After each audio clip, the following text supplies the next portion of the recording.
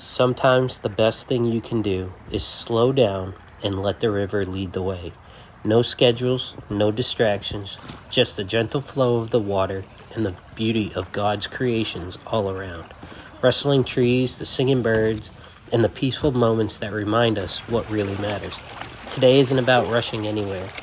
It's about unplugging, taking it all in, and simply enjoying the journey.